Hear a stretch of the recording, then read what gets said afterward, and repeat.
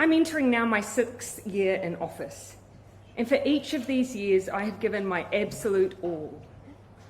I believe that leading a country is the most privileged job anyone could ever have, but also one of the more challenging. You cannot and should not do it unless you have a full tank, plus a bit in reserve for those unexpected challenges. This summer I had hoped to find a way to prepare not just for another year, but another term, because that is what this year requires. I have not been able to do that.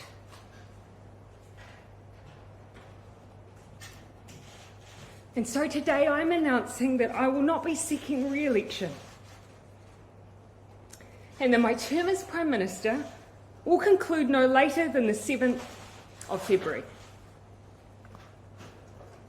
This has been the most fulfilling 5.5 years of my life, but it has also had its challenges.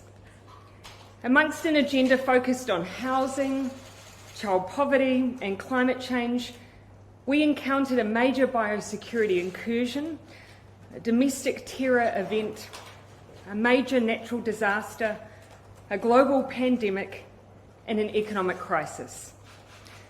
The decisions that have had to be made have been continual, and they have been weighty.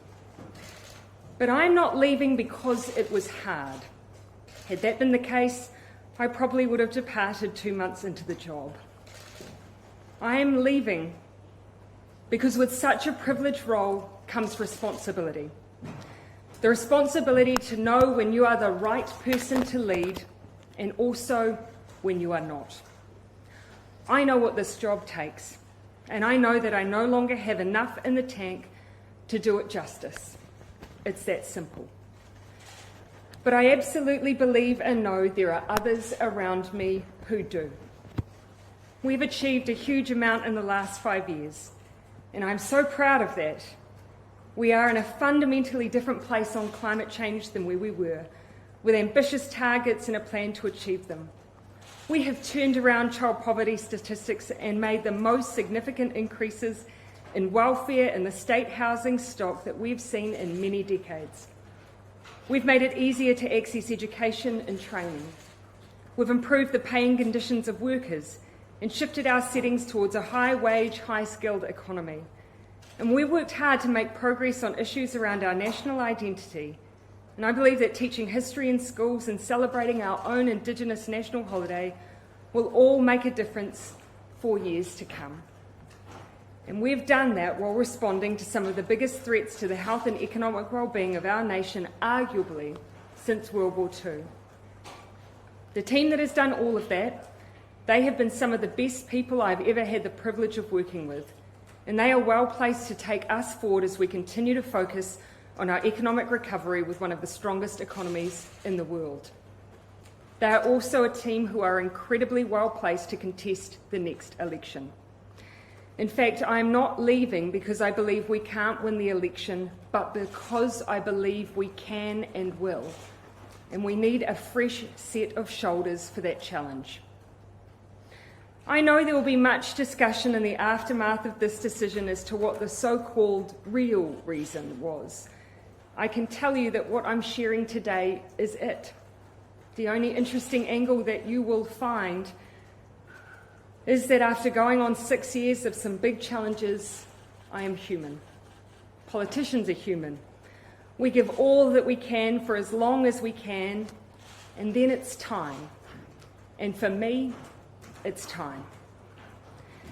I intend to remain a member for Mount Albert through till April. This will give me a bit of time in the electorate before I depart and also spare them and the country a by-election. Beyond that, I have no plan, no next steps. All I know is that whatever I do, I will try and find ways to keep working for New Zealand, and that I'm looking forward to spending time with my family once again. Arguably, they're the ones that have sacrificed the most out of all of us. And so to Neve, Mum is looking forward to being there when you start school this year. And to Clark, let's finally get married. As for the next Labour leader, The caucus has 7 days to ascertain whether one individual holds more than 2/3 of the caucus support.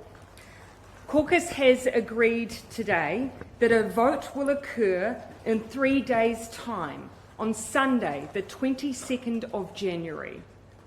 If a leader is successfully elected, I will issue my resignation soon after to the Governor-General and a new Prime Minister will be sworn in. If no one is able to garner this level of support within caucus, the leadership contest will go to the wider membership. My opportunity to thank the many people I need to will likely come in April when I depart Parliament, 15 years after having been sworn in. Till then, I see my role to help the Labour Party, who I consider to be my family, navigate this next phase, and then to leave the next colleague who takes on this role all the space they need to make their mark.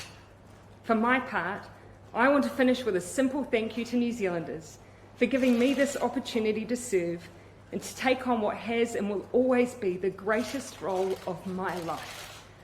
I hope in return, I leave behind a belief that you can be kind but strong, empathetic but decisive, optimistic but focused, that you can be your own kind of leader, one that knows when it's time to go.